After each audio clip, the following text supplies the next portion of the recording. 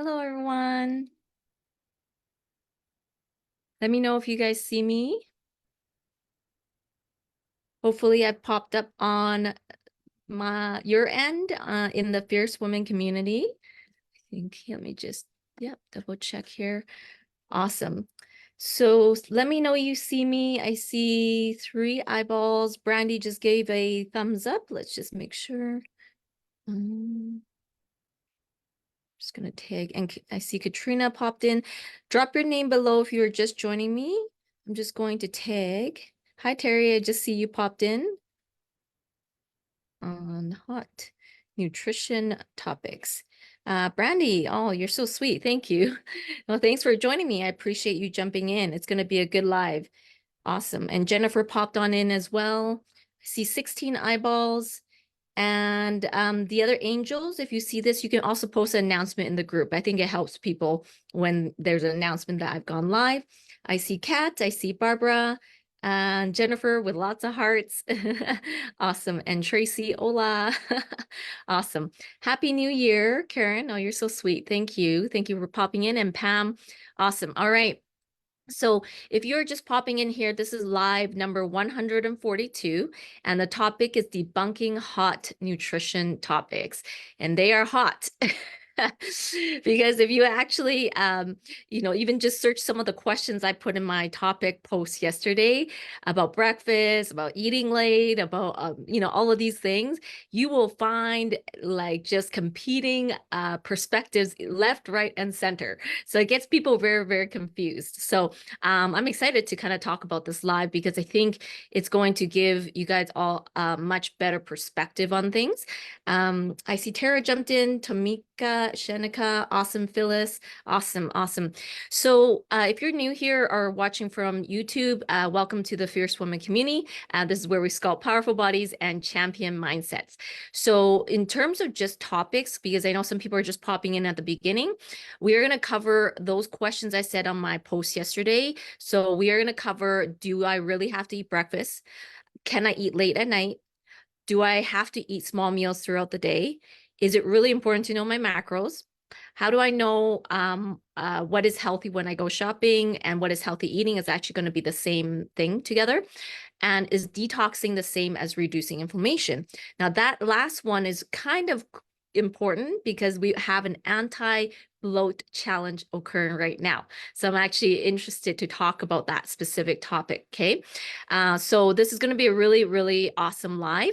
I want to just give a congratulations to all the anti-bloat challenge participants. Thank you for participating in it. And I love reading your struggles, number 1, on Monday, your year, the word you chose for your year yesterday, and then today is your action plan. So yeah, definitely if you are doing that, really follow the processes because there's a reason why some people are really successful in a year and some people are not. And it all starts with how proactive you are in actually setting your goals and the intentions you put towards your life, right? So I also wanted to, I see lots of people popped in, Faith, Linda, Sandy, awesome. So I want to have a few wins to celebrate. So I want to celebrate Michelle Carson. She's not going to be on here because she's a busy hairstylist, salon owner, but super proud of her. I wanted to highlight her because she actually reached out to me, and I really appreciate this because, not everyone always reaches out to me. Like if they're struggling, like sometimes they wait for me to be like, hey, I want to meet with you or meet with you. But Michelle Carson was like, you know what, I'm kind of struggling. Can we meet? And I met with Michelle because, to me, her metrics, everything was looking good. But she actually started freaking out a little bit because she gained a few pounds. Okay. And what was really interesting is obviously I track everything. And those of you who are in my programs know we track the metrics, we track your photos. And this is why I always say tracking is crucial because you cannot outsource your success to your emotions, right? Because she was like, oh no, I'm starting to feel really down because I gained a couple or 3 pounds or something like that. And we looked at her metrics and she actually dropped another 5.05 inches in just the past couple weeks. And she's actually lost over 20 inches in her body. She dropped in the metrics 1.25 inches off her hips, another 1.5 inch in her waist. And the areas where it showed slight increase was more in her arms and her legs. And then we looked at her pictures, and ultimately why I'm bringing this up is that she realized that a little bit of the weight gain or whatnot was not actually reflective of truly what was happening. And it was because she was working out, she's training, and they're starting to build some muscles.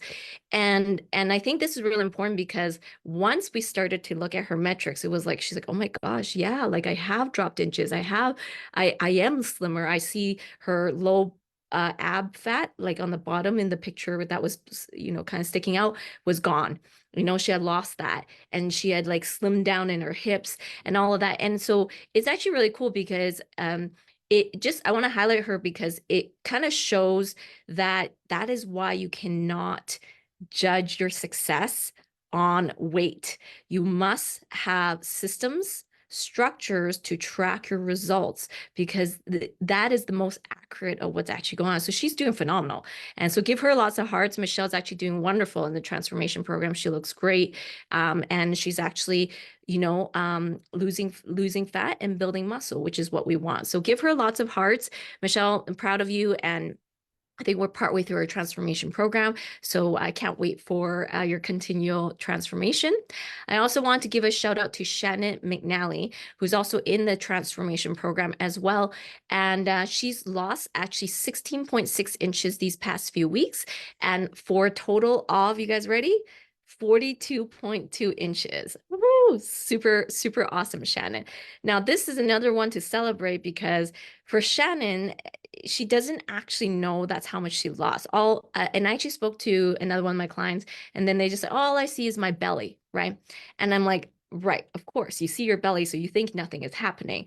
But let's actually look at your actual metrics because you have 42.2 inches lost. It's just, if you look at the pictures, her belly's coming down and she's coming down in her back fat and all of that, right? So yeah, Shannon, I sent a message to Shannon this morning and she was like, I had no idea I lost 42.2 inches. I'm like, yeah. So yeah, super proud of you, Michelle and Shannon, both in the transformation program. Awesome. And if, we're going to talk about it at the very end, but if you haven't seen our posts of the Fierce Woman 100 mission, we've been doing it the past couple of years, and we've pretty much very close, hit 100 every single year. So we want to help 100 women again. So if you want to definitely get more help and learn, you can put 100 below to be part of our Fierce Woman 100 mission. Okay. All right, so we're going to dive into it. I know 29 eyeballs are super curious about this. Delcia, Lacey, Carrie, Dee Dee, Helen, Debbie, hey Debbie, are all on here. Yes, Jennifer, thank you for cheering Shannon and Michelle on. All right, so before I dive into the topics, we're going to start with the breakfast topic first, which is going to be popular.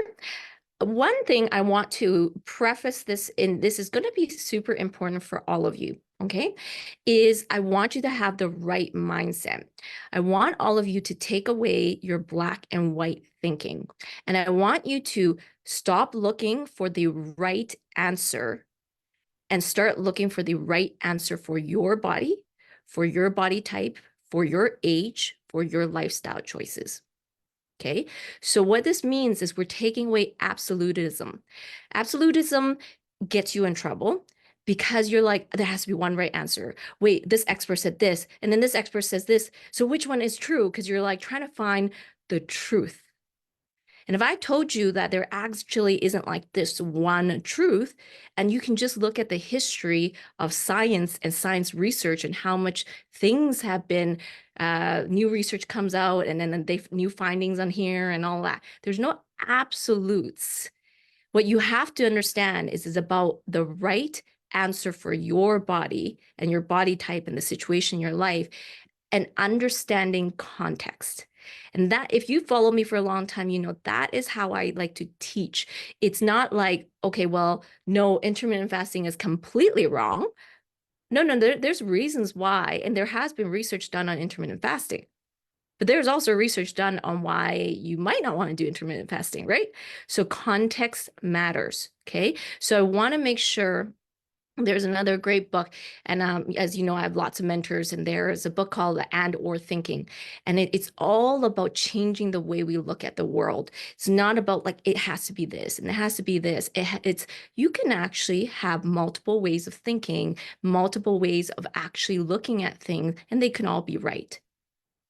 Right? So I want to make sure that all of you guys start with that in mind before I go into it. Okay, so in terms of the first topic, okay, is there's two questions to it, but it's around the topic of breakfast. Is breakfast the most important meal of the day? And it's a separate question, but do you have to eat breakfast? Okay. So these two questions, I'm going to answer it, but then I'm going to give you things to think about because it's not totally like absolute on either side, but it just depends. It's context. Okay. So I'm going to answer it from like a baseline perspective. Is breakfast the most important meal of the day? Do you have to eat breakfast? So the answer is no, it is not the most important meal of the day. Could you still be healthy and not eat breakfast? Absolutely, of course. Okay. Yes. What is really important is understanding how to look at the concept of breakfast. It's not really about, I have to have breakfast. That is really important. It's actually about what is your total nutrition intake in the day, your total quality and quantity of timing that, quality and quantity of your food. This is really important because it has less to do with the breakfast as it has to do with your actual total nutrition profiling of your day. Okay. So why do I say that is because, you could still miss breakfast and eat, well throughout the day and you'd be just fine. Okay. But there are reasons why potentially you might want to consider eating breakfast. Is it the most important meal of the day? I think even that statement is quite an absolute. Do you agree? It's quite an absolute statement. So I would say like I don't necessarily agree with the absolutism of that statement, but breakfast can be important if you understand context. Okay. So, why can breakfast be potentially important? And I'm going to counteract that with a counteract argument. Okay. So the thing is, so for example, you might want to eat more breakfast. Because you've been sleeping all night, you wake up, your body's in this fasted state, and if you don't eat for the next number of hours, and you don't have the right nutrition in your body could potentially create what's called adaptive thermogenesis, right? Over time, we're talking about where it's like, well, we're not really getting the food that we need. So we're going to just turn her metabolism down lower. I always call it the fire analogy, right? The fire is not burning as intensely. And so, whereas like a little kid's like metabolism and fire burns very intensely, as you get older, that fire just starts to die down. So this inevitable slowing down of your metabolism that starts to happen, okay? Yes, exactly. Brandy, we're going to come back to that too. Exactly. Because context, right? Do you work out in the morning? Do you not? That type of thing, right? So, so the metabolism, like if you don't give it what it needs, it could turn that down, but it may not if it depends on how far away are you eating, right? So this is kind of what I mean. So let's just say you're someone who it wakes up and you don't eat till like, I don't know, 11 noon, and that's been 5, 6 hours. That's a pretty long time for your body to not have food. That could potentially cause a number of issues in your body. But if you don't eat breakfast first thing in the morning, but an hour and a half later at work, you start munching on something, but you skipped breakfast, but you started eating something later on, well, that's not so long. And that's why I say context matters. It depends on your lifestyle. Like, what does it actually look like, right? That you have to take into context. Like, do I really have to eat first thing when I get out of bed? Well, not necessarily, but there are things that you want to consider, right? So that's what I'm saying. And then another thing that Brandy just mentioned is like lifestyle choices, right? If you're a person who works out first thing in the morning, you're creating a situation your body needs more energy, needs more all of that, and you're not giving it food. that can create issues as well, right? Also, another thing is it depends. When I say adaptive thermogenesis, and then maybe cortisol will rise, and I'm talking a lot about cortisol, okay? Cortisol might rise in your system because you're not giving it food, okay? But as context, are you a stressful person? Do you have high cortisol in your system? If you have high cortisol in your system, this may exacerbate the issue. But maybe you're not a super high stress person. You're retired, I don't know. Like you might not be a super high stress person. So like skipping that initial breakfast may not be that big of a deal for one person and can be a massive deal for someone else. So I'm trying to help you understand is context matters. Okay. And then there's, obviously like some of these other reasons why you might want to eat breakfast is like, you might not function, you need energy for like the workday, cognitive functioning. Some people say they have more difficulty, like, focusing, having proper energy levels, because they're not eating breakfast first thing in the morning, that type of thing. So again, I think it's good to have your food nutrition at regular intervals, so that you have energy for the things you need. But sometimes, like if the person that is, like skip the initial breakfast, but then they eat very well balanced throughout the rest of the day, it could have no effect on them as well. So this is why there's this constant debate, because there's like people are like, oh, like I have to eat breakfast. Some people like, I can't eat breakfast, like it depends on your body and what does it look like the hours like after you wake up, what does it look like, right? But breakfast can provide better stability of energy, could provide better stability of even blood sugar levels, okay? Because you're not creating massive like spikes and things like that. So what I mean by massive spikes is like if you don't eat and your blood sugar is super low, and then you're starving by the time it's 10 o'clock, 11 o'clock later in the day, you eat a massive meal. What is that doing to your body? Right? That's creating a massive spike of insulin. Okay. Is that necessarily healthy for you? Well, so in regards to this, we know that spiking your insulin like that is not healthy, right? So it's like, okay, so it's you got to be careful about skipping breakfast if you're going to end up eating a massive meal later on that's very unhealthy. But again, context matters. What if this person does intermittent fasting, understands this type of stuff, is very good with their nutrition, because there's a lot of nutrition coaches that teach intermittent fasting, and they know how to balance their meal later and create enough and not a massive amount of food later to not spike their insulin in that way, then they could still get away with it potentially, right? But they have to have very good knowledge of how to do that, right? So it's again, it's sort of like you want to consider a lot of things, but like breakfast in regards to kind of what I have seen in general stabilizes your blood sugar much better. You're not going up and down like crazy, eating a small nothing here, then suddenly a big meal here.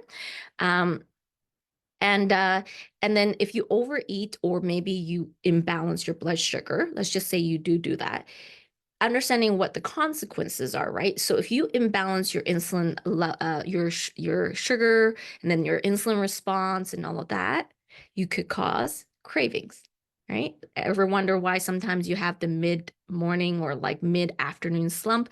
You suddenly have cravings, right? Because maybe you've created a really imbalance in your blood sugar level and all of that. However, I'm going to also challenge it. You're like, but you're going back and forth, because I want you to see why it's such a controversial topic, because you have to consider context. Somebody can eat breakfast in the morning and eat lunch later in the day and whatever, and still have a massive slump mid-afternoon, because I'll tell you why.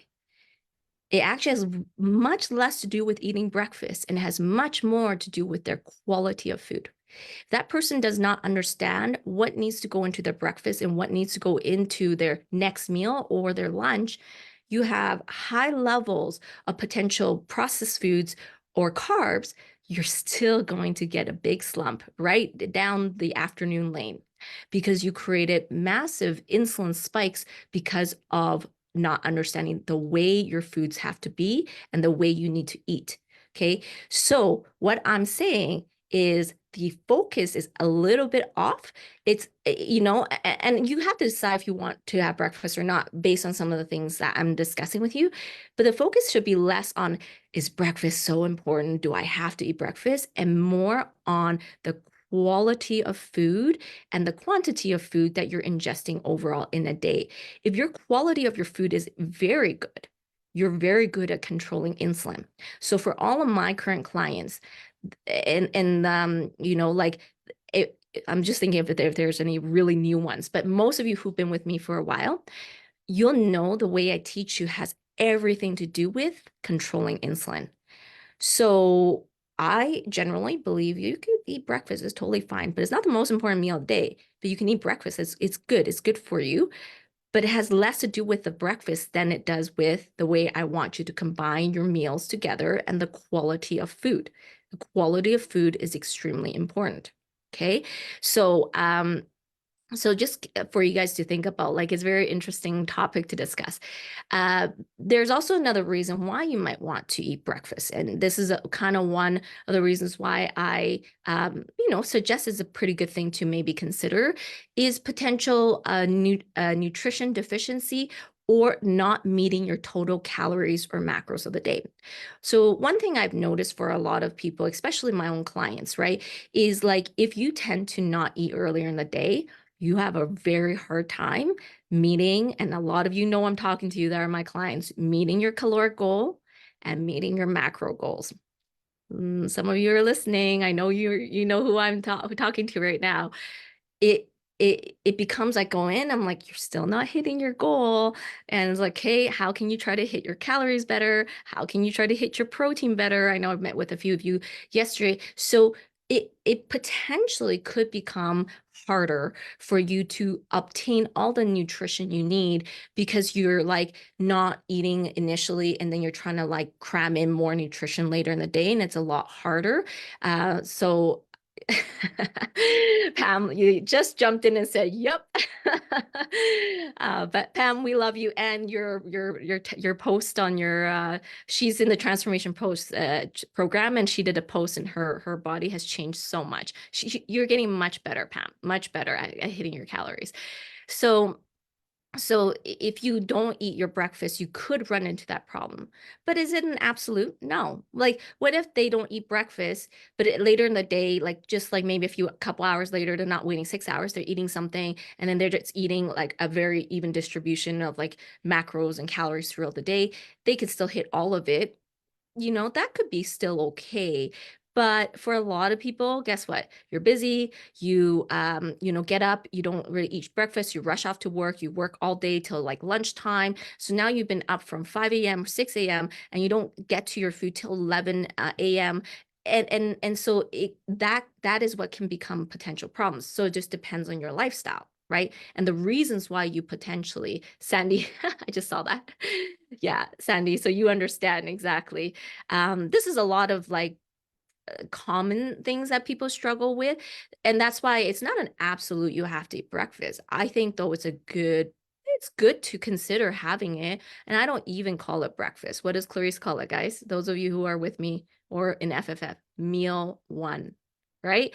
It doesn't have to be breakfast. Breakfast, just so you understand the history of it, came a lot of times from the concept during the industrialization of, the American society, when they started creating cereals and all of that kind of stuff. And like, you want a good breakfast in the morning. And they're trying to sell cereals and bacon and all of this type of stuff. It's just like first meal of the day, like just a meal, like just consider it as a meal, right? Like it's so this whole preoccupation with like, oh, I have to have breakfast or not breakfast. I want you to think less about that and more about total quality and quantity of food. Okay. Susan Garcia, yeah. Susan, is it for you like you skip breakfast? Is that what you mean? Yeah. Hi, Devona and Luella. I see you guys popped on in. Now, I already mentioned the potential disruption for metabolism and blood sugar levels. And one more thing before we wrap up this specific concept, okay? So a significance, I call mine first breakfast. I eat 5 meals a day, 5 meals a day. Yeah, exactly. Yeah. Yeah. So just first meal, whatever you're eating as a first meal. It doesn't have to be breakfast, right? And people always think like, I have to have lunch and dinner. I'm like, why don't you cook, pull up meal 2, 3, 4, 5? Like like all of these like pre culturally contexted types of assignment of what meals are is because you live in North America. You go to another culture, they don't call it breakfast, lunch, and dinner. They have different ways of eating in their own cultures. And so therefore it's like we just have to get away from this like preoccupation, like I need this for breakfast, or should I have big dinner? And I'll talk about later about meal timings. So just kind of understanding that. Okay. So I want to talk a little bit about significance for menopausal women in the concept of breakfast.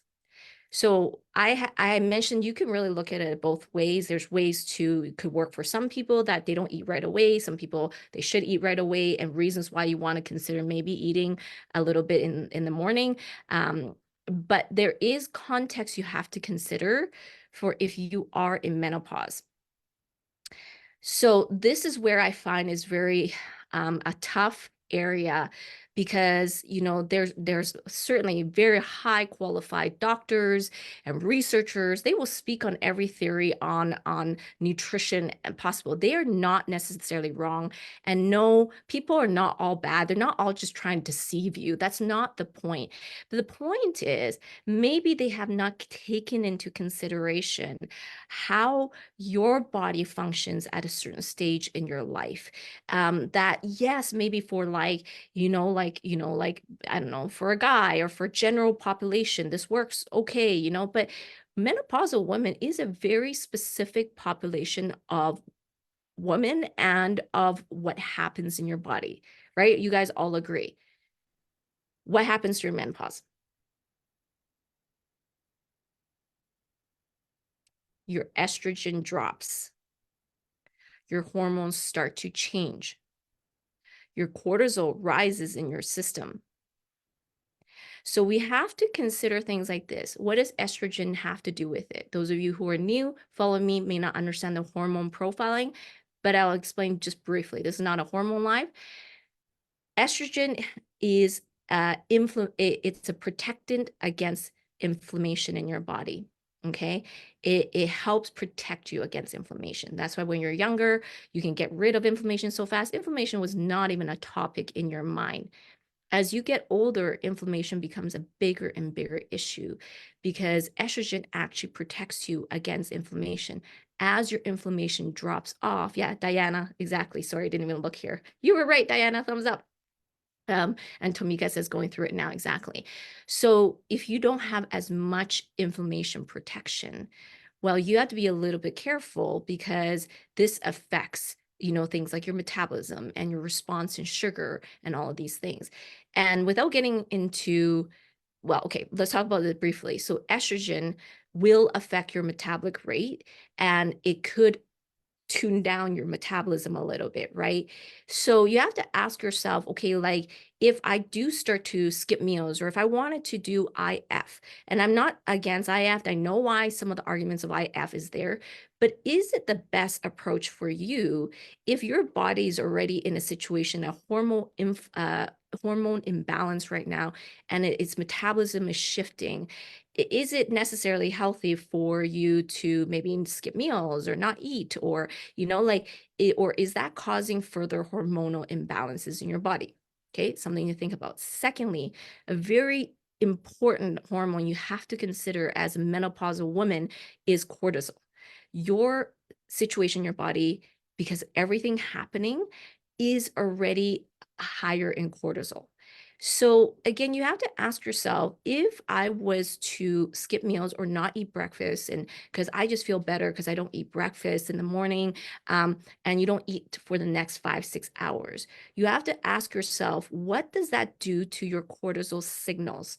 What does that do? What type of, uh, I guess, signals are you sending your body?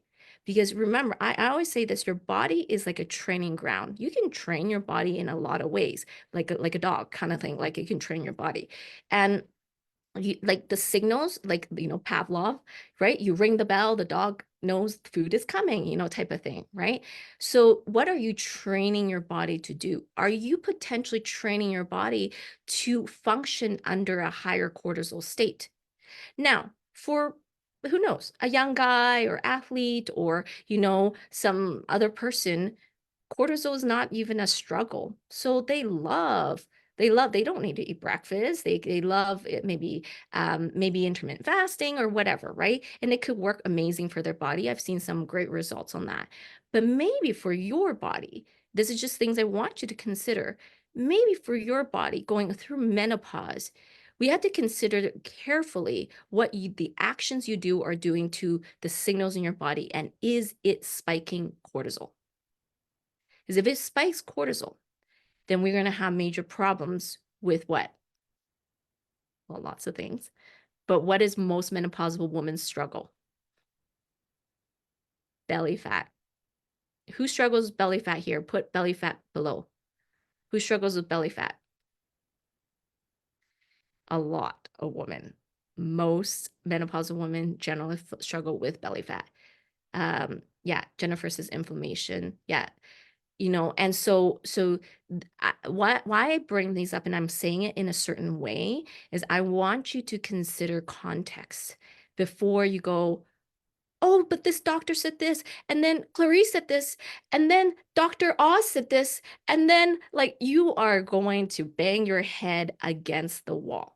Okay, just look at all the comments coming in. Okay, Lisa says belly fat, Tomika says belly fat, Jennifer says belly fat, Phyllis says belly fat, Carrie says belly fat, Delcia says belly fat, Mara says belly fat, Iwana says belly fat, Brandy says belly fat.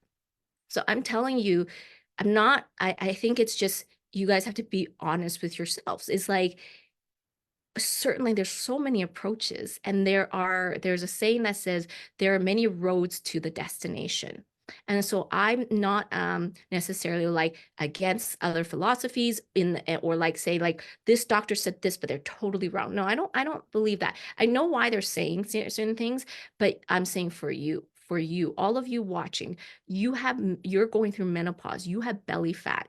Belly fat inherently is, as research, as they cut open people's bellies and extract cells from the belly fat area under microscope, is shown to have massive inflammatory markers and cytokines that are secreted through your belly fat. And so you have to ask yourself, well, what am I doing right now that's causing spikes in my cortisol?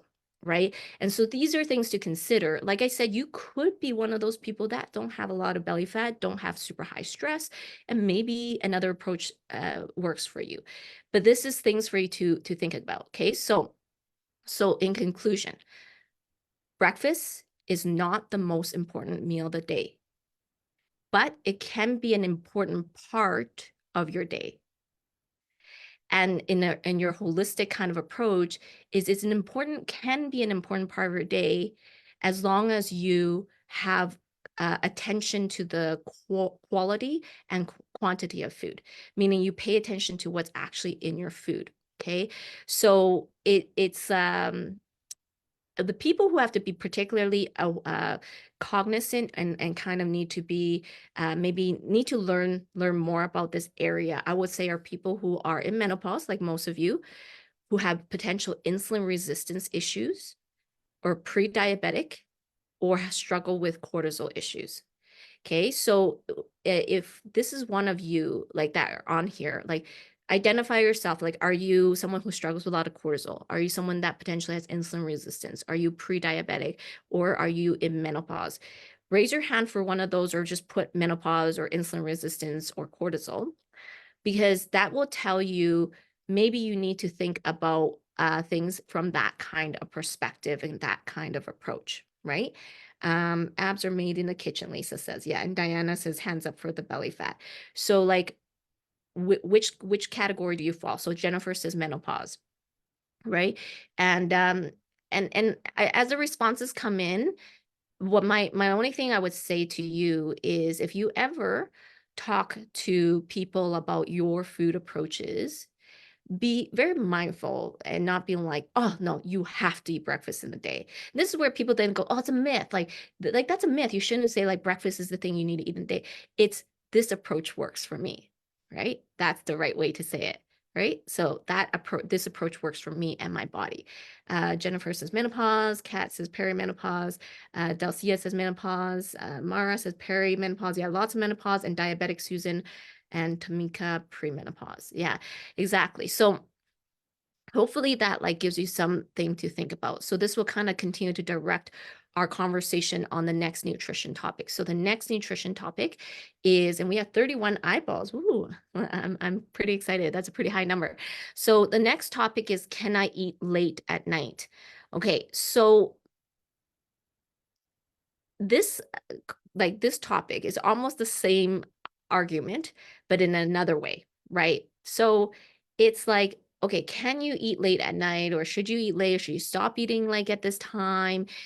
It depends on a number of things. Like if you go to if you go to bed like super early, like it's like, well, yeah, maybe you don't want to eat like, if you go to bed at 8 o'clock, like you might want to be like careful of like eating like too close to it, because sometimes people say like with the food sitting in your stomach, it's not that good. But that's more just like more of a comfort thing, and actually not a nutrition thing. So from this perspective, can I eat late? I'll just answer that yes. But there's context to consider. You can eat late at night. If your body actually needs it, it needs it. If you haven't finished eating your day's caloric count and your day's macro distribution, it needs it. So you should eat it, you know? So it's not, oh, but I didn't get through all my meals and it's already like this time, so I have to stop at 7 p.m. before, and that's it, right? That's a myth, but with context. Again, if you go to bed at 7:30, yeah, maybe don't eat at 7, but like, it's like, I asked some of my clients, I forget who I was talking to, and they're like, yeah, I can't get all my meals in the day because I stopped eating at 7 o'clock. I'm like, okay.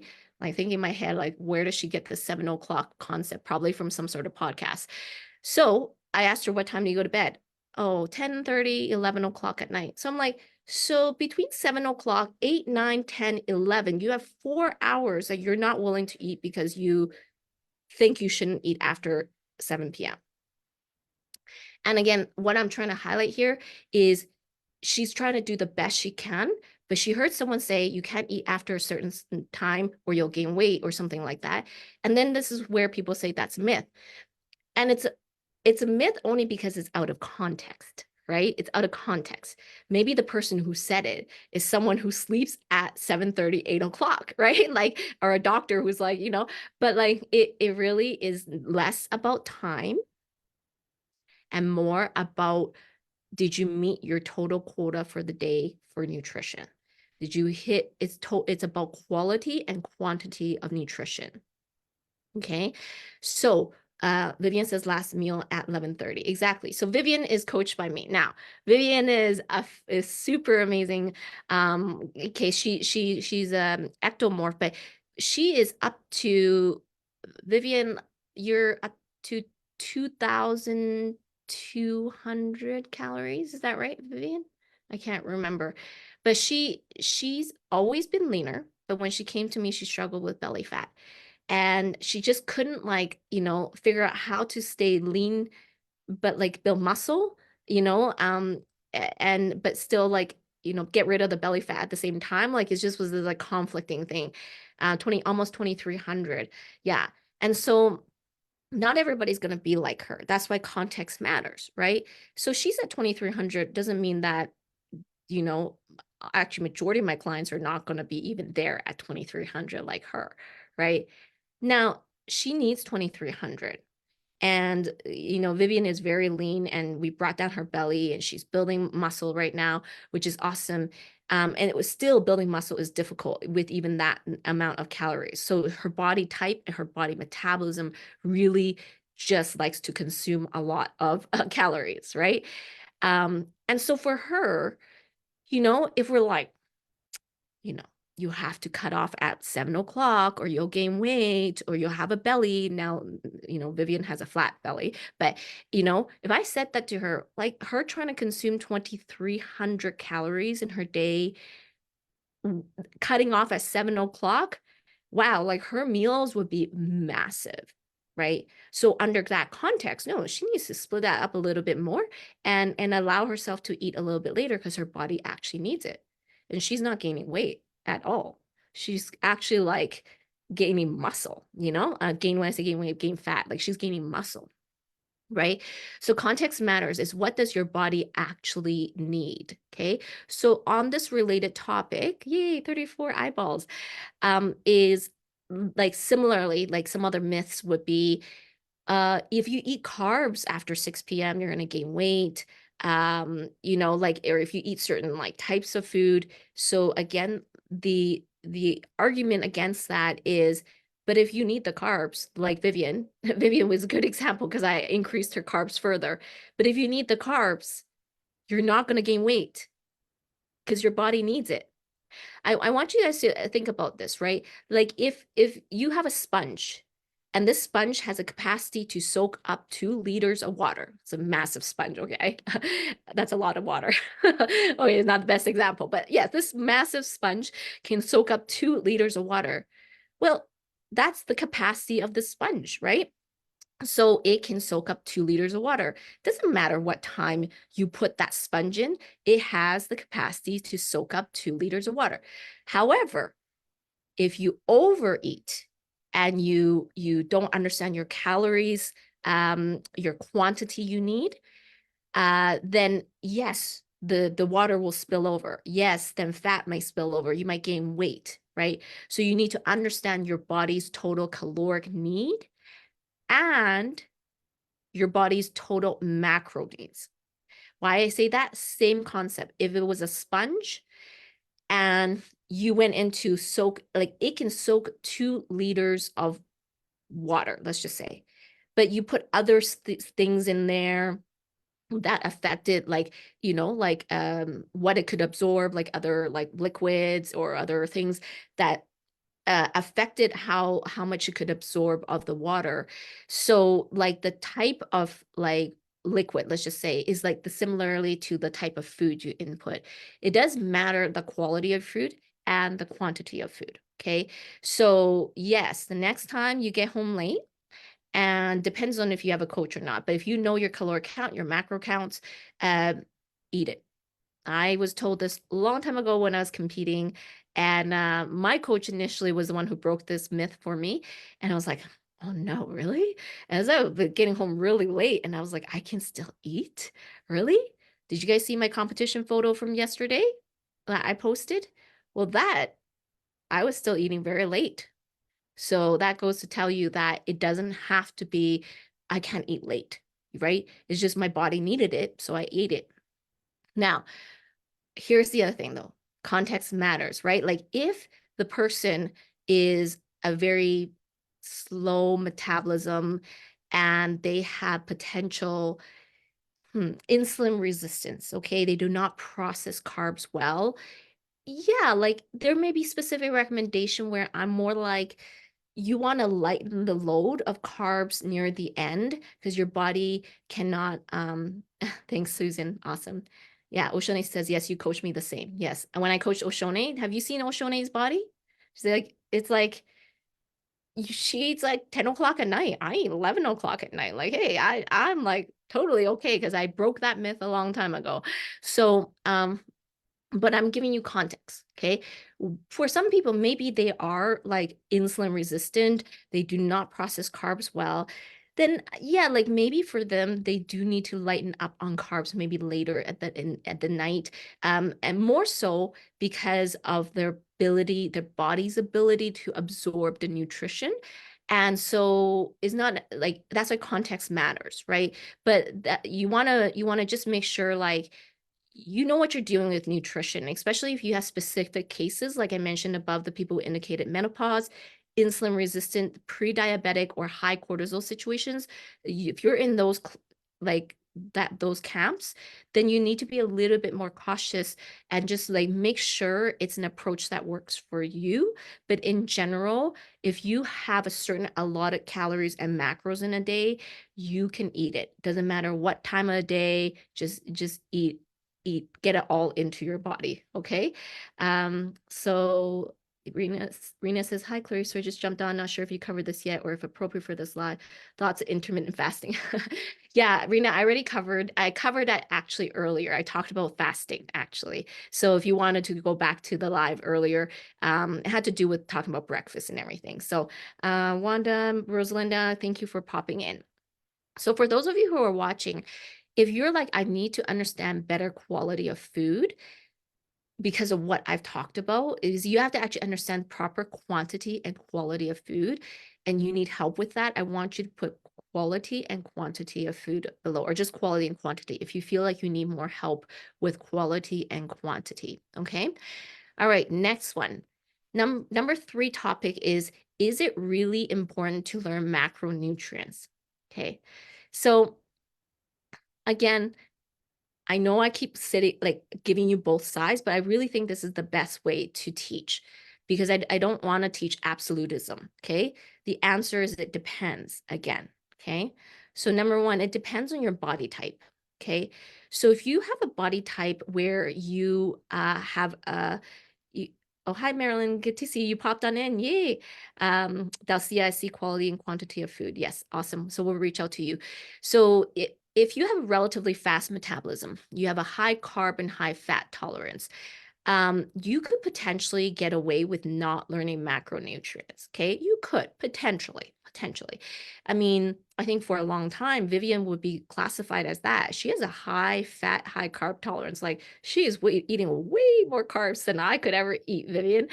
But people with like a high metabolism, or so maybe you think of your son or guys, high testosterone levels, whatever, they have high carb, high fat tolerance. So you know what? They honestly never really struggle with that much weight issues.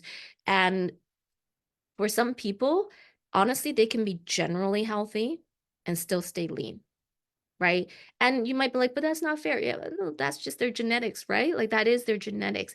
So it does depend. Like I can give you an example, like couple, like Oshoni knows, Lisa knows, my mentor.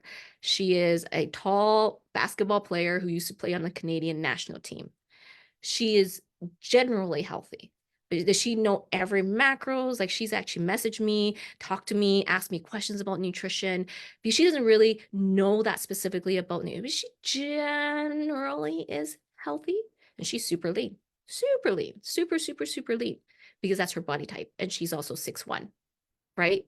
So it's like, for her, is it really necessary to learn all about macronutrients? Maybe not, right? But for some people, and you have to identify yourself where you sit. For some people, you eating generally healthy doesn't work, because you still gain weight. Somehow, you don't know why, you still have weight, or you still have fat, or you still have belly. Like you're like, this generally healthy approach isn't working.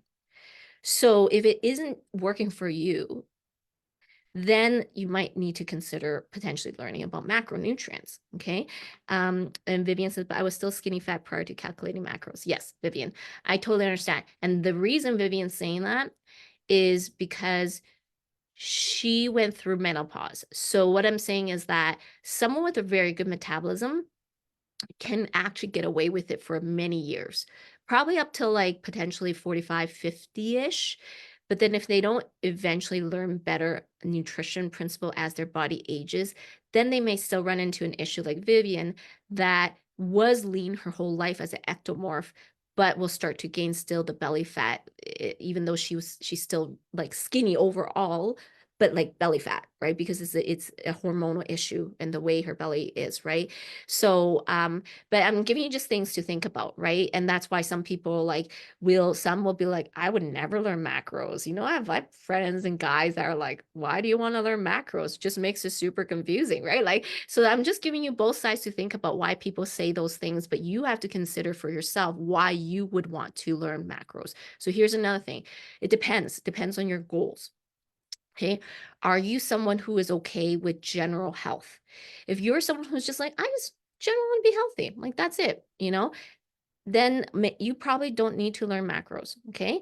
But if you're someone who's looking for very specific body recomposition and aesthetic goals, then you might want to consider learning about macronutrients, right? It's because this is the thing is that if your mentality, and it's okay, like some people, like I was even talking to another entrepreneur the other day. Well, we talked actually on a drive down to the States when we drove, but um she said, I always grew up with the mentality it's good enough. Like, you know what? I got 80% in school. That's good enough. I got like, this and all of this, it's good enough. So she says, I've always been that kind of person. And so, yeah, like there are legitimately some people that are like that. And that's okay. That's okay. Like if that's like, you're just like, I just want to be healthy. You don't have to know macronutrients. But if you have the other mentality, which is what Clarice is, and that's probably why, like at the end of the day, you have to understand this, okay? Every coach will have their bias. You have your bias, I have my bias based on what our life experiences, the results we've gotten in our own life, the results we've helped our clients have. And so it's all based on our own experiences and what we have seen work, right? So like for me, it's like my mentality is I want to be the best me, right? I'm not a just good enough kind of person. I want to excel. I want to do the best that I can and see my body at its highest and best potential. So if you are in the second camp, then you would probably benefit from macronutrients, right? Because you want to see the best you. You want to be super precise. You want the precision behind nutrition and food.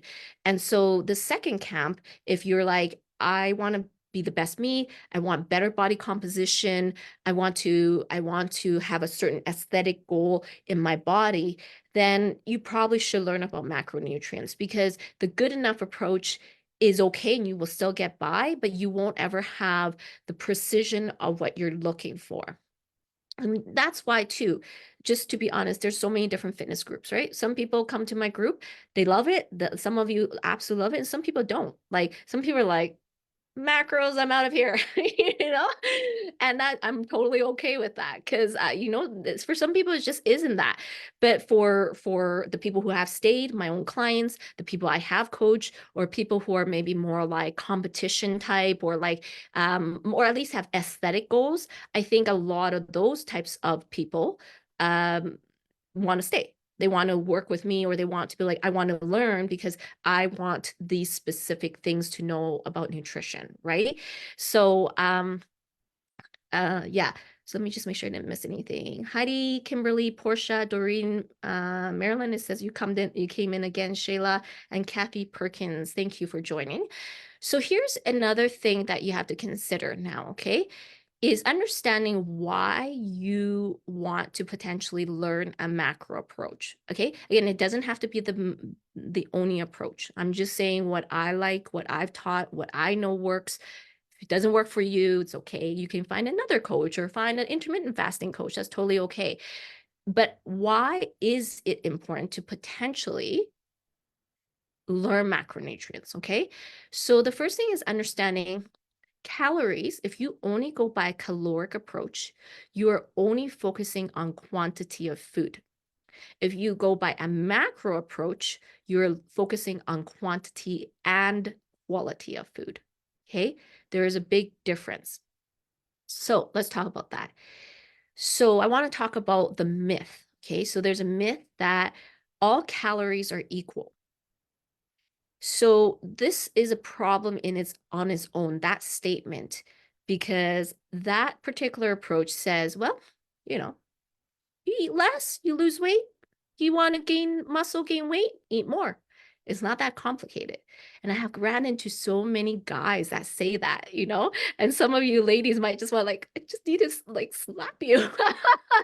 And it's not because we're like, like I'm not a mean person. It's just like they don't understand context. It's like, but the biggest thing is like, well, it's simple math. Like my sister was a lawyer, actually said this to me, who worked for the Crown prosecutor. She's incredibly smart as a lawyer, and even her, she's like, I don't quite understand. She's like, so you're telling me that like it's not just like how does that work? Because energy in, energy out. If somebody ate less, they're gonna lose weight. If they ate more, they're gonna gain weight. It's like it's not that complex, right? So her logical lawyer mind, who she can out argue me 150% because she's so smart, um, though couldn't understand this concept in the beginning. I mean, we've talked about it. Because at the end of the day, is if we think so simplistically that is just energy in, energy out, then we fail to acknowledge the complexity of uh, like hormones and how the body processes foods and the impact of what you eat on different hormone signals and then what happens, right? So like for example, if it's just like you eat less you lose weight, or you eat more you gain weight, you're neglecting the fact that well, you ate 1,000 calories of Twinkies and this person ate 1,000 calories of nutrition dense food. So you cannot tell me, oh, that has the exact same effect on the body. No, right? You guys all agree. A person who ate 1,000 calories of Twinkies does not have a same effect in the body, but calorically speaking, it was the same. Am I correct? So you can see where it starts to fault is that because the Twinkie does something, what does it do? The Twinkie has massive amounts of sugar and carbs that is spiking a massive insulin response in the body. And then that's creating a really big load on your organs. And then it's causing a spike in cortisol in your system because of all that's happening. So no, it's not the same situation of eating just 1,000 calories to 1,000 calories. Does it make sense? So Susan agrees and Oshone says facts, exactly. And I think it's context. That's why I keep trying to teach context, okay? Is um, not all calories are the same, basically debunking that myth, right? So all calories are equal. It's just calorie in versus calorie out. So it's debunking that is not all calories are the same. The body processes different calories differently, and the quality of your food, the nutrition density of your food matters to your overall health and metabolism. Okay. So Jennifer says I was obese when I was only eating 900 calories a day. Exactly. Right. So logically, for a lot of people, it, you even evidentially, you have to argue that, right? I have so many of you who come to me who eat 900 calories, and some of you I'm still prompting, like, eat more. No, you got to eat more. Hello, like texting you, like, I noticed the last few days you have not been eating that much, and yet a lot of you who are not eating are struggling with tons of weight issue and belly fat issue. So we know that, we basically, it's kind of like how to say, like, we've already concluded it's more than just calorie in versus calories out, right? Um, but why maybe sometimes some guys or some people may speak a little bit about that is because when you're young, what do you guys all realize when you're young? Oh, when I wanted to lose weight, I just ate less and then I lost weight. And then when I wanted to, like, just gain a little bit more weight, I ate a little bit more. And when you're young or when you're a guy and you have like testosterone and faster metabolisms like this, it's like all of these factors become more simplistic, as in there's less complication of what happens in your body. But as you get older, the more situations that you have to consider, especially again, if you're in menopause, you just cannot say, oh, it's just calories in versus calorie out, right? Oshone, exactly. Oshone wrote, when you're young, anything works. It's true. You could eat a whole pizza when you were 16 and not gain a single pound, right? Like, you couldn't do that now. You couldn't do that. Why? Because your body has an immense ability to process carbs when you're young, an immense ability to have a fast metabolism. Think of a fast fire, right? If you have a big fire, you throw a bunch of stuff in there and how fast it burns off the thing you threw in there versus, a small little dwindly fire, your candle or something like that, and you try to like burn something, you have to keep like, it's not burning fast enough. And so that's kind of what you want to think of analogy wise, right? So it's something for you guys to think about. And another thing I want you to understand about like quality of food and why macronutrients is important to learn is understanding that every macronutrient plays a different role in your body, right? So I want you the example I came up with is like, well, you know, why do you have two eyes and a nose and two hands and two legs or feet, right? because there's a role for each thing to make your whole body work, right? So I want you to have the same analogy for macros, which is protein, carbs, and fat. There is a reason for each compound and the reason why it's in your body, okay? And if there's a, in terms of there's a place for everything. So like think about this. If you had 3 eyeballs, 4 arms, 4 legs, right? It would change things, right? Like there's a reason why you're supposed to have two, and you could, maybe we can evolve to some sort of octopus, spidery woman, you know, but like, but like, it's like there's a place for everything.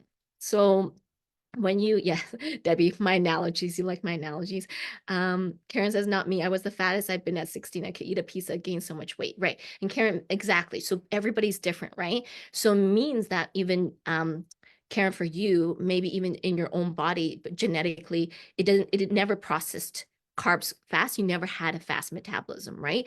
So that's why even that, like, it could vary for every person. But in general, people generally younger can take a lot more, right?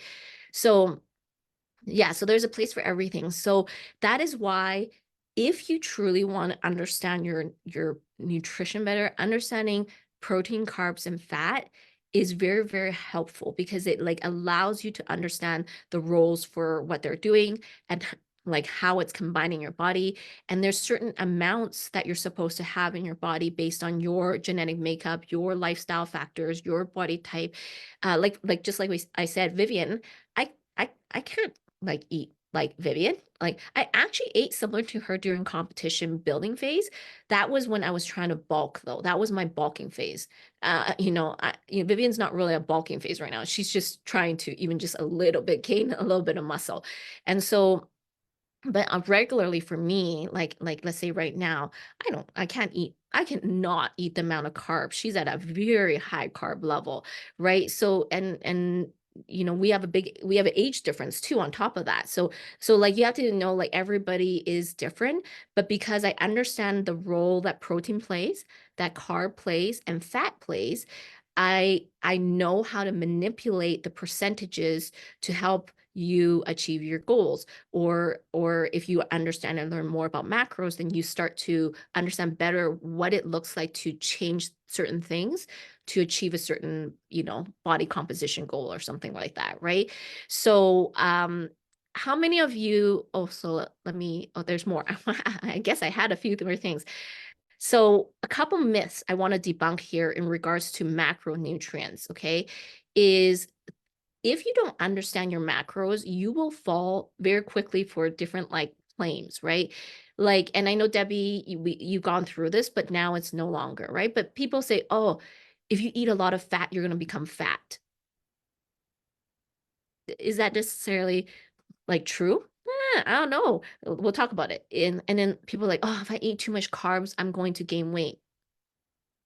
Also like so. So why am I bringing this up is like you have to be careful about when people say statements like that. Is it that if you eat more fat, you're going to become fat? No, it's just you need fat, you need healthy fats. But if you overeat anything, you're going to gain weight. You overeat fats, you overeat carbs, you overeat protein, you're going to gain weight, right? So it's not just, oh, because, let's avoid fats because I don't want to gain fat. No, actually, you need fats actually for your hormones in your body, particularly menopausal women. So you need fats. And it's also like carbs, right? Like, oh, I'm trying to lose weight, so I'm cutting back on my carbs. So to some extent, there are some reasons behind that because, carbs hold water and stuff like that. Yeah, you may, but like but it doesn't necessarily mean like, all carbs are bad. You have to avoid all carbs, or I just can't eat carbs. Like what I'm trying to get across, okay, is if you don't have a proper understanding of macronutrients, you are more likely to fall susceptible to a lot of claims and statements out there. Whereas if you truly understand your macronutrients and the knowledge behind it, you may hear something and then you might be like, well, I know why they said that. But contextually, like so like it may work for them, but contextually, for me, that wouldn't work. Or they must be, I don't know, who knows, right? If carbs here's an example. The person I'm talking to might say, I have to eat really low carbs and it totally works for me. I've lost so much weight by lowering my carbs and whatnot. Okay. Now, this person contextually may be insulin resistant, meaning they have a hard time processing carbs and they do not function well with certain types of carb loading. And because I have knowledge in my nutrition background, I'm like, okay, I understand why she said that because no one intentionally lies, right? No, like my philosophy is generally speaking, people are not bad people, but I could be wrong. But I'm a very like optimistic person. People are not generally trying to like fool you, lie to you, deceive you. They're not trying to, but she's speaking her truth, right? She's saying I've lower carbs, so I've actually lost a lot of weight. But maybe it's because she is insulin resistant and she doesn't respond to high levels of carbs in her body right now. So that's really good. But actually, for someone else, by increasing their carbs, they actually lean out more. And case in point for a lot of my clients who I've increased calories for you or your macros, you have leaned out more. And people keep saying, I can't believe it. I'm eating more and I'm still losing weight. And it's like, but I'm confused because like this person, did this, right? So it all is based on context. And what I would say is macronutrients in conclusion, okay? In conclusion, macronutrients give you not only knowledge about quantity of food, but quality of food. Macronutrients allows you to have more deeper understanding of what enters your body, and you have a better ability to navigate the nutrition health industry because you understand macronutrients. It is very precise. It is about being able to produce more aesthetic and body recomposition goals, but it is not the only way to be healthy. So it's not like, like a claim, like an inaccurate claim would be like, you have to know macronutrients to be healthy. That would be inaccurate. You don't have to know macronutrients to be healthy, but you would gain a lot of benefits from having greater knowledge in macronutrients for your specific goals. Does that make sense? So for those of you who are listening, if you're like, yeah, I really want to understand macros more. I want to have more specific knowledge about each, like protein, carbs, and fat. I want to know how to combine different things together. Like I want that specificity. I want a certain look. I want a certain outcome in my body. Then I want you to put macros below. But for those of you who are listening now or on YouTube who are like, um, I'm not that motivated, like, or maybe not even that. Maybe like I just don't like general health is just good enough for me, the macros are not for you, right? So just keeping that context in place. But if you do really want to learn macros, put macros below, okay? Yes, Marilyn. Marilyn and I met today. So yes, Marilyn, I know this makes more sense. And now that's why I talk about combining those macros together, right, Marilyn? So yeah, awesome. Terry says macros, Susan says macros. So yes, we will reach out to you. So okay, the next thing is to talk about what is considered healthy food or healthy eating. Okay, so this is another topic of debate. And what I will start with, and I think this one's pretty like people will like, it's not as complex as the breakfast one, I think, is people all agree. This is highly subjective, right? We all agree, correct? I mean, to be honest, like, and this is off topic, but when you study like science and even like religion, like there's a lot of subjectivity to it, like there is, because it's based on like how people interpret things, right? And why I bring this up is because Debbie says they work so well together. Yes, the macros is because what you think is healthy is not what somebody else's definition is healthy is, right? And like I have actually seen or kind of talked to a lot of you, either messenger or on our calls or even within my coaching sessions with some of you. And it always says, but I eat kind of healthy, I eat generally healthy. And I get that comment a lot. And that's why I really want to address this, right? It's like, okay, like, what do you mean when you say you think you eat healthy? Okay. So my biggest thing I'm going to challenge all of you, because it is highly subjective, is I want you to go to this, mm, I don't know what you call it, like kind of like baseline. Okay. If you say I eat healthy, I want you to ask yourself a few questions. Okay. Do my results in my body and health back up the claim I'm just saying? Am I overweight or underweight? Do I struggle with a belly? Do I have poor energy or struggle with menopausal symptoms? Am I having trouble building muscles? So there's more to that, of course. So you can say like, do I have good blood work? Do I like different stuff like that? But ultimately, it's if you say you eat healthy, does that statement match the health and fitness status of your body? Because ultimately, I will say, yes, it is highly subjective. What works for one person may not work for someone else, but results speak the loudest. You cannot dispute results, right? So, why I'm bringing this up is because you're going to run into people who say, oh, I tried this and this worked for me. I did this program and it worked for me. And I did this program. You're like, but I was taught like I'm just gonna give you an example, and I don't think she's on here. She's one of my clients because she doesn't usually make my lives. She's like, okay, so the doctor said I should do this. I should eat this for breakfast and have these fruits, and then with this, and then I should like do this, and then they said like I should then eat this and this, and then I like looked at all the stuff and I was like, no, I disagree, right? Why? Because one, I'm like number one, I'm like inflammation markers are the stuff that she's saying you can eat, like isn't is like that's not considered. Two, you have belly fat on you. And so like eating this type of stuff is not going to be, like conducive to what you're trying to achieve here. And so she's like, but okay, wait, but then she says this and then you said this, so I'm so confused. And I'm like, exactly, right? Like we're getting into this whole situation like, but this expert said this and this expert said this. So it's ultimately, it's like, and then of course she said, but I eat pretty healthy overall. And I said, like, I don't, I mean, if we're having a massive belly, that unfortunately, I have to be straight with you. I don't believe you. I just honestly, to be honest, we talked to tons of women in the community and in Messenger who tell me I actually eat kind of healthy. I'm pretty good with my food. And then I ask more questions and they struggle with belly fat. They have 20 pounds they're trying to take off. They have horrible menopausal symptoms. And, and it's like, it's not adding up. So what I'm saying is I just want to challenge all of you. If you say I eat healthy, check your results, check your body, check your menopausal symptoms, and ask yourself, am I actually truly healthy? And let's be honest with ourselves, right?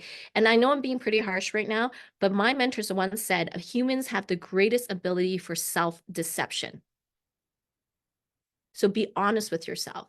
You may not be as healthy as you think.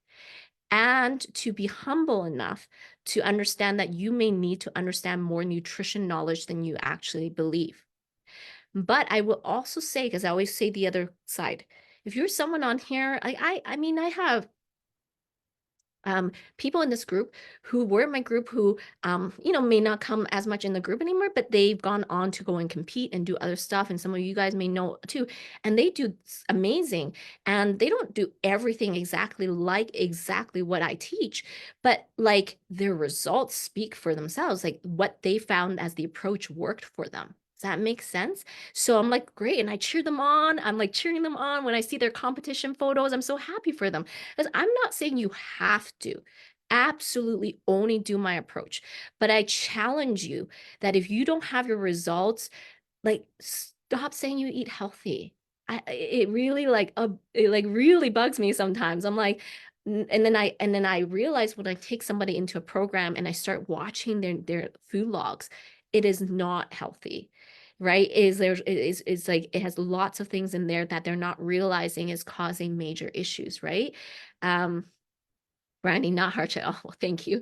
That's why I came to you, Debbie. Yes, truth prompt bomb. Love it. Yes, you are honest and consistent. Awesome, Marilyn. Honesty with love. Yes, thank you, Debbie. Yes, with love. This is all said with love, right? Because I want you guys to stop like yo-yoing and deceiving yourselves. Because if you deceive yourself for long enough, you know, like you just never solve the problem, right? And we just like years after years, and I'm only speaking from experience, right? I have so many women that come to me and I ask you a question on our calls or whatever. I said, how long have you been struggling with being overweight or belly fat? Some might be 3, 4, 5 years. Some say 20 years. I had a couple women say 30 years, you know, because from the moment they had their child to now where they are. And I said, wow. So for 30 years, you struggled with that. And like that is a big indicator that like we haven't faced on like the truth, right? We need to get it fixed, right? So now the other side, right? In terms of like what is healthy, what is healthy and what is not. So like what is healthy for one person could be not healthy for another. An example would be like Angie, one of my clients. She's actually very allergic to turmeric. Okay. But turmeric overall is very healthy. In fact, anti-bloat challenge, the participants, you guys have turmeric, right, in your drink. Overall, it's a very healthy compound overall. But like Angie cannot have turmeric, like her whole body swells up. Isn't that funny, right? Because like turmeric's supposed to bring down inflammation, but for her, it causes massive inflammation. And so again, we want to take into context like what's healthy for one person may not be healthy for other people. But there are a few things that I want to give you things to think about because the topic is what is healthy eating, or you know, how do I know what's healthy when I go shopping? Okay. um those red circles, Jennifer. Yes, yes, when I circle those ingredients and say send me what's in the food here, it means I'm curious what inflammatory markers are there. Debbie says yo-yo for 30 and did everything. Exactly, Jennifer Lee, I get a lot of those, and send me labels. Tab, you guys are all calling me out on that, but it's because I want you guys to learn your ingredients and all of that, right? So, which is coming up right away. Right away, I'm going to talk about it. So, what is considered healthy food? Okay. So, yes, there can be many variations, and what is healthy for one person may not be healthy for another. However, across the board, whole natural foods is always best, right? We all agree on this. Whole natural foods, things, you know, that are naturally from, you know, the earth and, you know, from like nature type of thing, right? Whole natural foods is always best. So if you have to read a label, then it means it's slightly processed, right? Now, I want to be very clear, okay? Because we're not hunters and gatherers, right? I understand, especially me. I couldn't hunt for the life of me. Was it Sherry? I was like, if I ever came out to find you, like, because she lives on an acreage and goes and walks into the woods and all that. I'm like, you can help me survive, how to survive in the wilderness, you know? That ain't Clarice, you know? But yeah, some of you might be amazing hunters and gatherers, but that's not Clarice, okay? So what I'm trying to say is that at the end of the day, you have to face reality a little bit. I'm saying whole natural foods are always your best approach.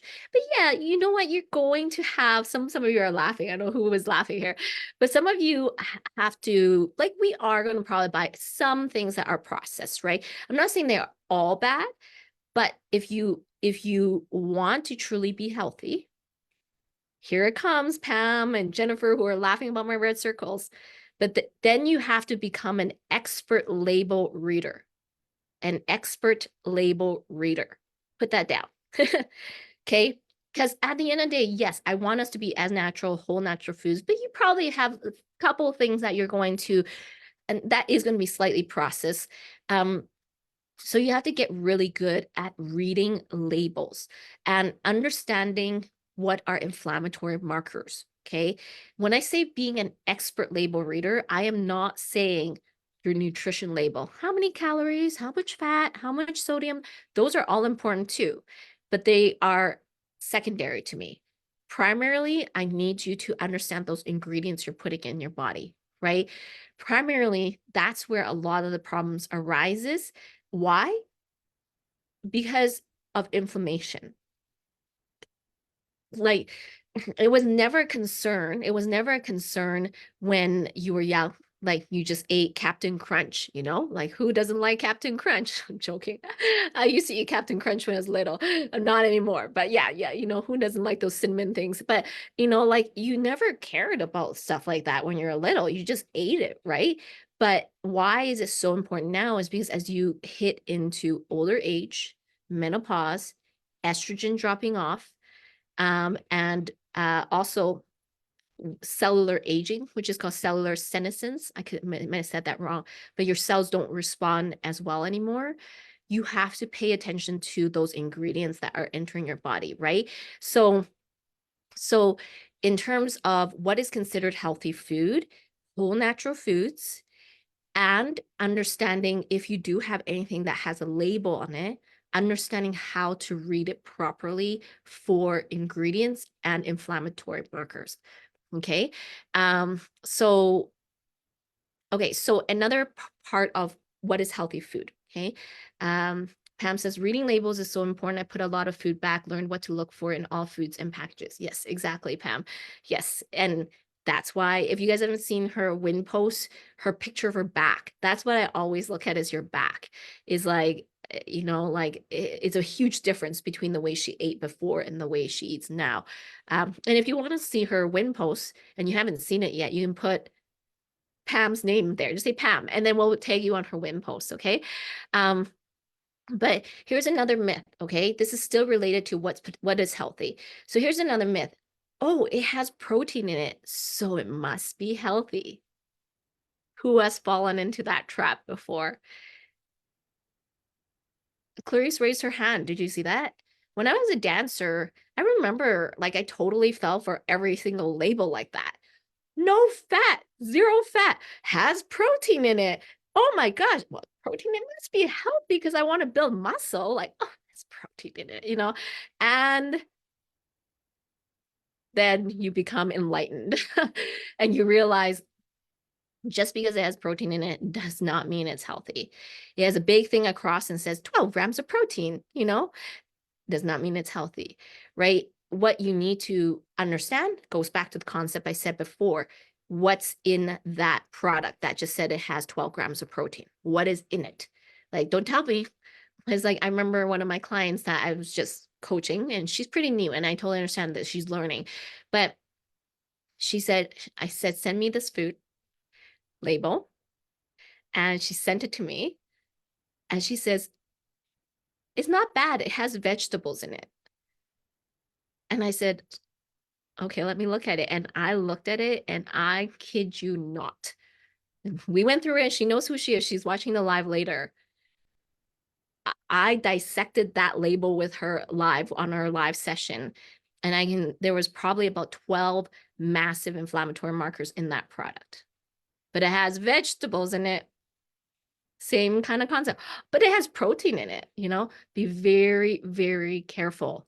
Okay. This is why she struggle with a massive belly, right? And that's why she knows she has to change. She has a massive belly, but she thinks she eats healthy, at least up to the point that we're working together. And I totally know she doesn't, wait, it's not her fault. She's not educated and she's doing something about it. So I'm really proud of her, but I'm just trying to make a point here, right? Of like, she realizing that the way she thought she ate healthy was not healthy. That falling for those labels. Yeah, exactly. Jennifer's, they just want to make money, right? Just to sell food to the uneducated. Yeah, which is a lot of people, right? And uneducated, or I wouldn't even say that. I would say it's more they want to bias you to think a certain way.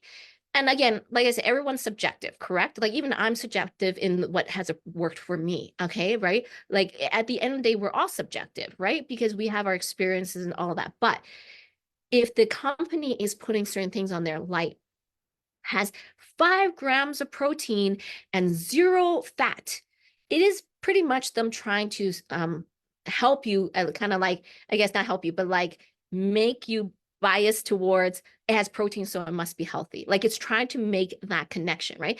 It's actually no difference. It's like the whole concept of ads, right? When they try to sell you like hairspray or perfume, what do they put on the ad?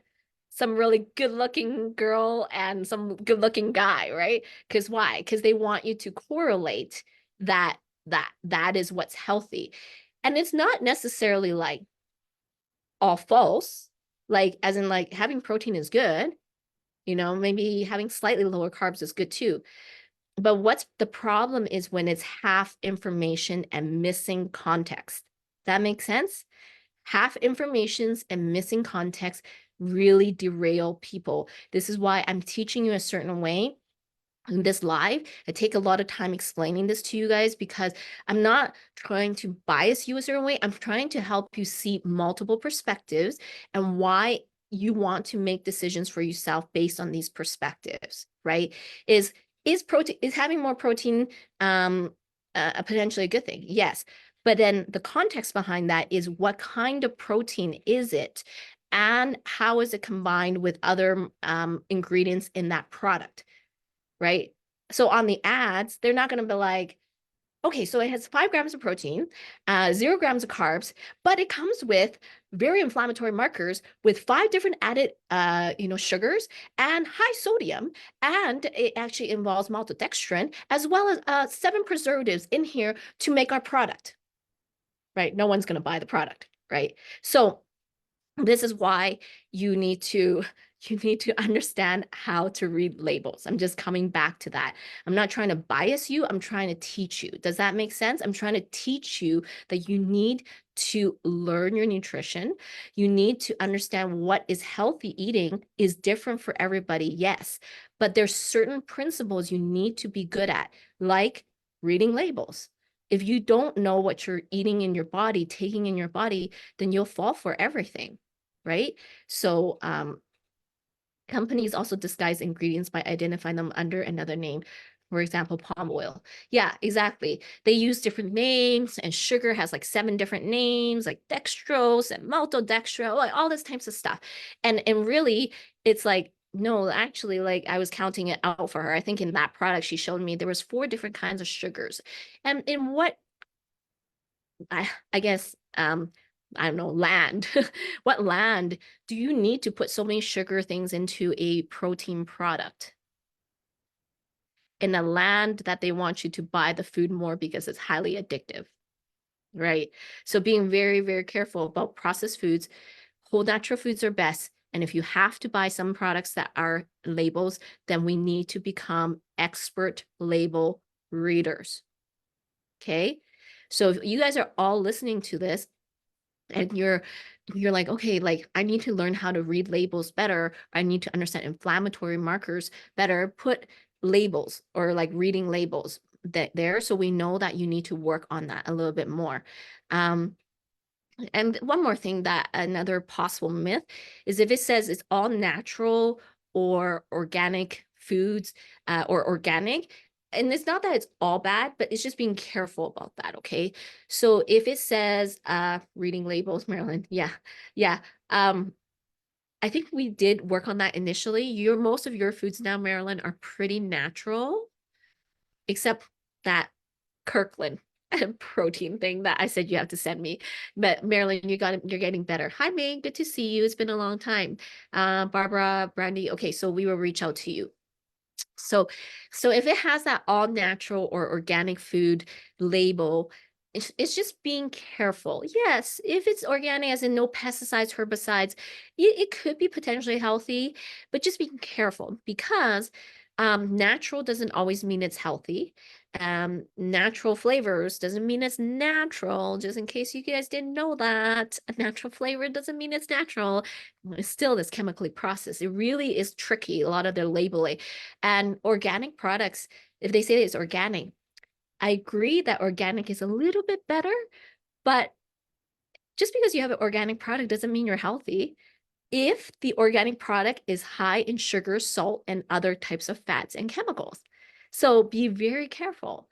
And this is why I know when you guys say, I think I eat pretty healthy. I know where it's coming from, but I'm trying to like break the truth to you. Like you eat organic? Yeah, like I don't know. Is it healthy? I don't know. Let me see. Let me see. Are you truly healthy? You buy natural products. Well, tell me what's the natural product. Show me your labels, right? So this is why you got to read your labels. Harry says reading labels, Harry. Okay, yeah. Natural flavors are basically natural flavors that are flavors derived from natural products, natural sources, and then they usually chemically process it. So therefore, it is still chemically processed. So it's be very, very careful. Now, is that the worst thing? No, but I'm just explaining you got to be really cautious of what you think is actually healthy may not be healthy. Okay.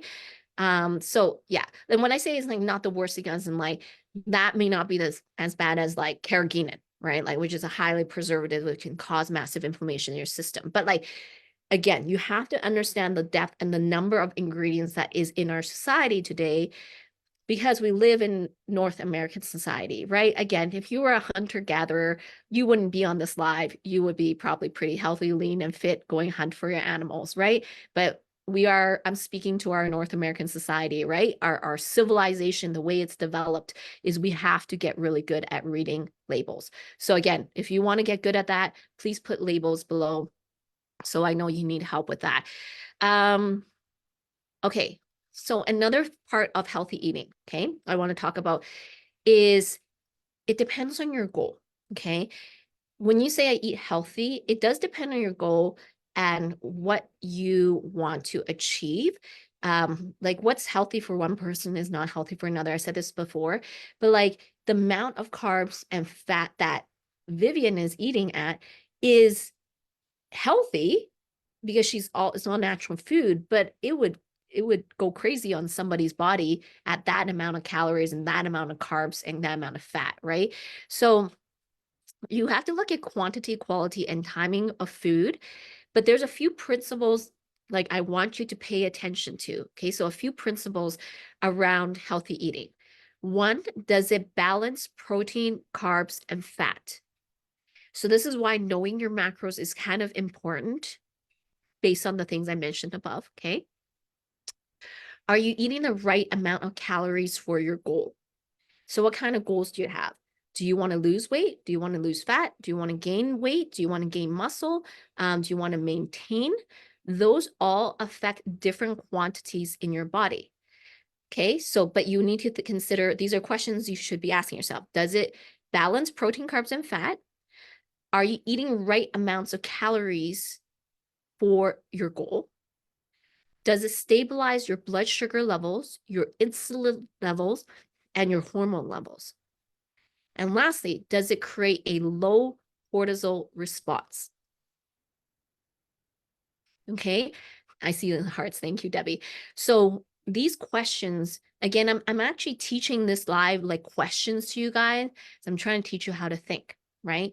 Don't give a boy a fish. Teach him how to fish so he can fish for a lifetime. So I'm teaching you the way you need to think about things.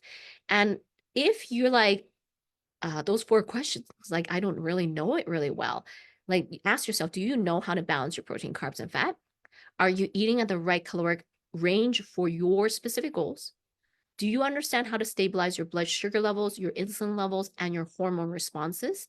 And does it create a low cortisol response? If you have those 4 questions, you're like, I don't really know how to do any of that or some of that. I'm going to need some help. I want you to put help or healthy eating below. Okay. Because this is at the end of the day, like some baseline principles, but even in those baseline principles, there's large variations for what could work well for one person or the other, because, you know, one person can have different protein, carbs, fats. One person has different caloric goal. So this person is insulin resistant, so I have to assign and work with them differently here, right? But at the end of the day, these are principles. Okay, so put healthy eating or, yeah, exactly, healthy eating or help below if you need some help with this, okay? All right. Yes, Brandy, I see, and Susan, I see, and Delcia, I see. Awesome, awesome. Okay. I'm hoping that this is helpful. I know I teach from a very unique perspective. Like most people say, this just has to be the approach or this is the way. I try to teach you like this could be a way. This is the reason I teach this way, but there could be varying approaches and there could be other perspectives. And that's a very healthy mindset so that you're not like going out into society and being like, well, you're wrong for thinking that, or you're wrong for thinking that. Instead, it's just more like, okay, Like, I've learned what works for my body. I learned these are the reasons why I choose to follow this nutritional approach, not diet, nutritional approach or healthy lifestyle, because of these reasons that I understand now, right? So you have learned a lot. Awesome, Randy and Susan. Yes, awesome. I see that. And Debbie, thank you so much for enlightening. Yeah, awesome. So the last enlightening, oh no, I have two more. Shoot. Okay, let's hurry up. Okay, so there are two more. We're going to do you have to eat frequent small meals through the day? Okay. So in terms of this concept, okay, it is, again, it is a dependent kind of question. So meaning,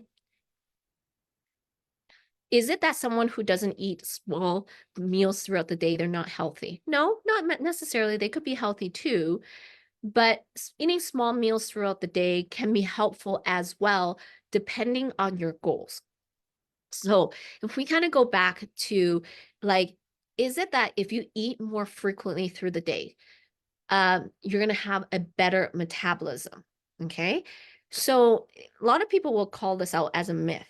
Okay. Like, they'll be like, that's not true. Like, eating small meals doesn't necessarily mean you have a better metabolism. Someone can eat two meals like in a day and still be relatively healthy. And the truth of the matter is, kind of like, both are right, but the focus is wrong. So meaning, like, you're not eating small meals throughout the day necessarily to just have like just a healthier metabolism, or to have a just like to boost your metabolic rate, right? There's actually other reasons behind why you want small meals throughout the day that could lead to better metabolism. So what like trying to explain this is kind of like, because I'm not a lawyer, but there's often a saying that says, um causation is not the same as association, right? So, like, it's not necessarily like you eat more small meals throughout the day, therefore this causes you to have a better metabolism, right? um it's like, it may not directly cause you to have a better metabolism, but the things surrounding what happens could help you have a better metabolism. So my mentor actually taught me this a long time ago in regards to causation is not the same as association. So if you go by the scene of an accident, right? And you see that there's always an ambulance there. So if you always see an ambulance there in the car accident scene, then it would be inaccurate to say, well, the ambulance caused the accident because I always see them together. Well, that's inaccurate, right? So like, so correlation is not the same as causation, because we know the accident might have been caused by another driver colliding with a vehicle. But there is a correlation that whenever there's an accident, we would see the cops and the ambulance there, right? So trying to help you understand this is, that's why when people are black and white thinking, or these myths, and people's like busting myths, and why do people say stuff like this, is because they kind of say things that are really kind of out of context and may cause people to think it's a causation effect when it's a correlation effect, not a causation effect. Okay. So like, what I mean by this is, like, if you ate smaller meals throughout the day, I'll talk about why you might want to have smaller meals throughout the day, is, you evenly distribute your nutrition a little bit better, right? So your body has the ability to absorb nutrient evenly throughout the day. So your body only has a certain maximum capacity to absorb amount of protein. For example, your body cannot absorb usually past 30 grams of protein at one sitting. So you sitting there eating a massive meal of a steak or something because you didn't eat all day is not good, because your protein, the amount of protein you're consuming is way more than what your body can actually absorb. So it might be better to actually divide it more evenly throughout, right? And because your body cannot like absorb more than a certain amount of protein per time, if your focus and your goal is to want to build muscle, then you need to actually fuel the body actually at a more frequent like interval. But everybody's processes body, like their body's processes are different. Some people's bodies, maybe a bigger person or something, might be able to just like hold on to a lot more of the protein than you could. And maybe you actually need to eat more frequently than that person. But that person says, I eat 2 meals a day and I'm fine and I'm just as ripped and jacked. So he's not wrong either. But for you, your poor little, maybe little body cannot absorb so much. Maybe you need to eat more frequently, right? So it's like starting to understand the reasons why you might want to eat frequently. Um, uh, and then if you eat more frequently, it can help you stabilize your blood sugar levels because again, you're more consistent in your inflow of nutrition, right? If you have more regular meals, potentially you might have less cravings. Potentially you might control your cortisol levels better, right? So there's many reasons why you potentially might want to eat frequent meals through the day. And then in all of that, eventually may help you have a healthier metabolism overall. But somebody eating like 2, 3 meals a day, let's just say, versus someone who eats 6 meals a day. Is one person healthier than the other? Not necessarily. Now, here's the catch. Remember what I said earlier. If they both have results. Did you guys catch that? If they both have results. So this person who's eating 2, 3 meals a day works for the body, he's great, super lean, super fit, jacked, whatever. And he's like, 2, 3 meals works. Like, who needs to eat 6 meals a day? Okay, fine, that works for him. For this person who's dealing with like low energy and fat storage and all of this, suddenly starts to eat maybe more frequent meals and have better absorption, all this, and it's working for this person and they're losing weight and they're leaning out the way they want. And so not one person is healthier than the other, but there could be reasons why you're choosing to eat more frequent meals based on some of the reasons I said. So that's why when you do something, when in anything like in life, whether it's like nutrition or any decision you make in your life about anything, ask yourself why you're doing what you're doing. Because if you can answer that, then you have full ownership on like, I choose to eat this many times through the day because this works for my body. I absorb nutrition better. I have more stabilization of blood sugar level. I potentially have less cravings, etc., etc. Right. So it's very, very context dependent. That's what I'm saying. Debbie says if your metabolism is off, can help.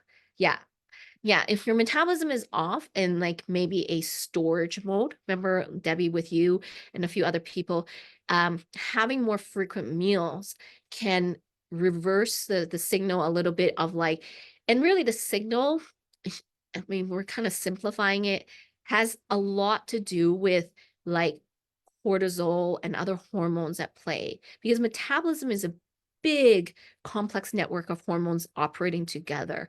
So that's why it isn't like so simple and it's actually super complex. But what I can say is like it depends on like what works for you. If you've been starving yourself for a long time, you don't eat very often throughout the day and you're still overweight, you struggle with a belly, then maybe consider maybe you need to eat like more frequently through the day, right? So kind of just considering some of these things. Yes, so let me just see and yeah, okay.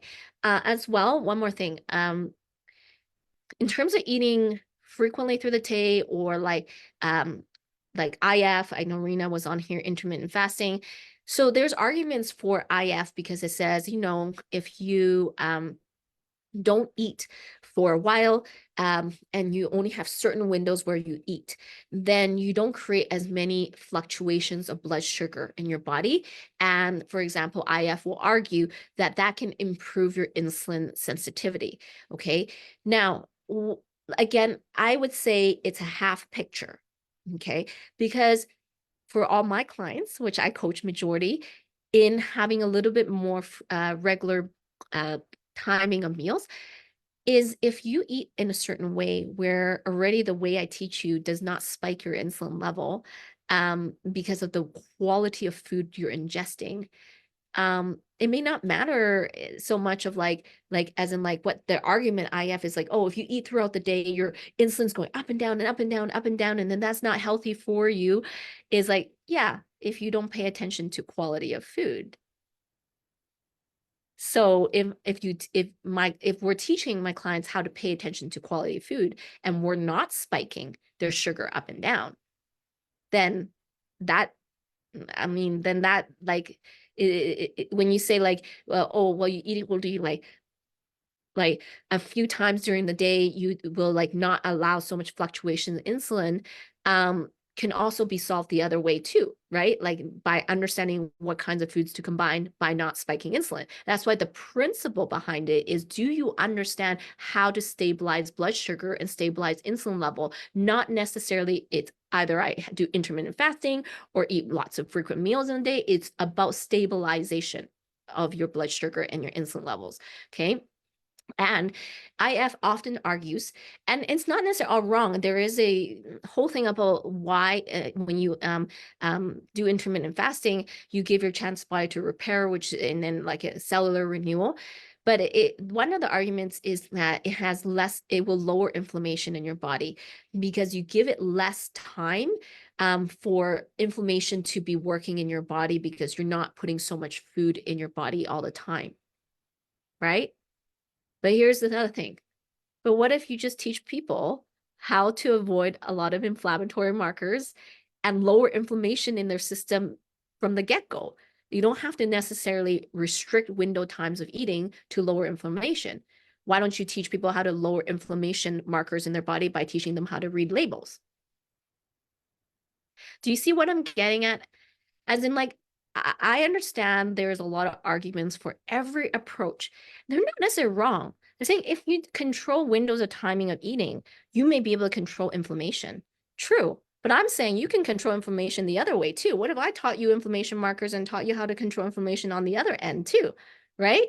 Like there, and so there's always that's why remember what I said at the very beginning. You're not looking for the right answer. You're looking for the right answer for your body type, your age, and your lifestyle tendencies. Okay. So understanding that. So, in terms of, so this was the, do I have to eat frequent small meals through the day? So if you want to understand and you want to learn more timing of food and understanding like how this all works together, put timing. I will say that timing of food is slightly less important than quality and quantity of food. So I say three things in nutrition you must understand is quantity, quality, and timing of food. Okay. You need to understand all three. But out of the three, timing is the least important because, to be honest, it's so much more important that you in total understand your right quality and quantity. That's the two most important. But timing of food has correlation effects. May not be causation effects, but it has correlation effects. And that's why the understanding of quality, quantity, and timing of food is very important. And this is the stuff I teach in FFF program as well as transformation program, but both we teach this. This is undergirded by it. And that's why, like Marilyn, when we met today, what did we talk about? Quality of food, right? When we met today, right? Because I'm talking about quality. Pam, when I message you and talk about quantity of food. Why? Because quantity is important, right? And so you guys, my own clients, you'll notice the way I'm like coaching you or talking to you has everything to do with like quantity or quality. And then sometimes I'll emphasize timing based on some things, like Vivian for you, because of your high caloric range and you getting super hungry all the time, I had to start to look at timing of food because we're not just gonna like randomly just increase her to 3,000 calories because she's hungry, right? Like we had to look at what's she doing, when is she doing, what's her workouts, and but because she's at such a high level calorie and she's already addressed like quality of food long time ago, right? So it's like understanding context, but out of the three, timing is least important, but it's still important. And so if you want to actually like learn more of this stuff in our programs, it's either going to be FFF or transformation program. So you can, if you want to learn more about programs, you can put programs below. Okay. Yeah. So Pam says, yep, I just don't eat enough. Yes, I know. You're getting better. Okay. It's going a little bit long. So I'm just trying to debate. I think like this last part is, I think I'm going to save it. Okay, because it's going a little bit long. The last topic is detoxing, the same as reducing inflammation. It's a pretty complex topic, so I want to save it. Detoxification and inflammation, I can do an entire live on. I think I've covered a lot today for you guys to digest and sit on.